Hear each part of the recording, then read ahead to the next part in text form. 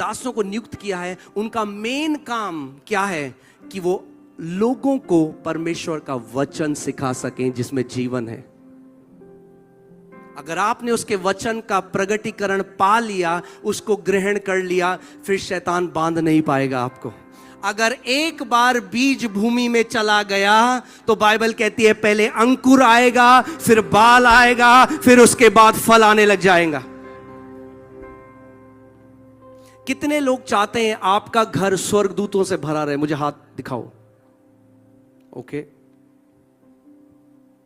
मैं आपको शॉर्ट एक चीज सिखा रहा हूं जो वचन से, जो मेरे साथ हुई। मैं आपको आज एक गवाही बताता हूं। मेरे जो फादर इन लॉ है, मेरे जो ससुर हैं, उनको कैंसर हुआ लास्ट स्टेज का। वो प्रभु को नहीं मानते थे और उनको कैंसर हुआ, उनको पेट में दर्द हुआ। वो दिल्ली आए, जब डॉक्टर के पास गए, जब टेस्ट कराया तो पता चला कैंसर है। डॉक्टर ने कहा 3 महीने का समय है आपके पास। और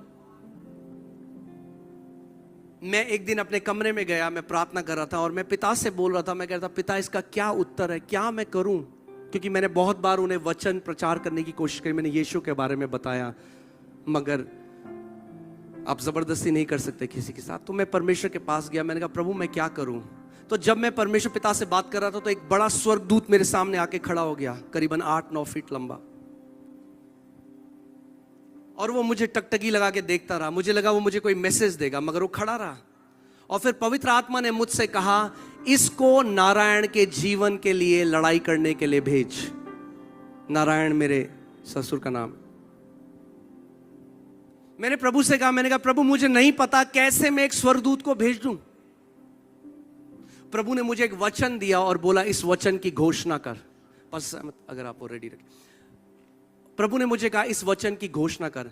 तो जैसे ही मैंने सुना जो पवित्र आत्मा ने कहा और मैंने उसकी घोषणा करी, अचानक वो स्वर्गदूत वहां से गायब हो गया कमरे से। और उस हफ्ते मैं अपने जो पिता है, मेरे ससुर है, उनको ले गया पीईटी स्कैन कराने कैंसर का। उससे पता लगता है कि कैंसर कितना फैल गया शरीर में। और वो स्कैन कराया और डॉक्टर का अगले हफ्ते कुछ दिन बाद मुझे फोन आया और बोला मेरे दफ्तर में आओ जल्दी, बहुत अर्जेंट है। अब मुझे लगा पता नहीं क्या हुआ, मैं भाग के उनके पास गया। और जब मैं गया तो वो डॉक्टर ने बोला 40 साल, इतने साल जो मैं डॉक्टरी कर रहा हूं, 40 साल से ज्यादा, मैंने आज तक ये नहीं देखा, मगर आपके ससुर के शरीर में एक ट्रेस कैंसर का नहीं है।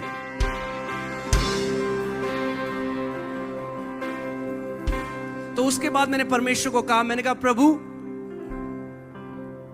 आपको मुझे सिखाना पड़ेगा। मैं कभी भी किसी भी दर्शन को तब तक नहीं मानता जब तक वचन के अनुकूल ना हो। कई मसीहों को आज शैतान इतना इजीली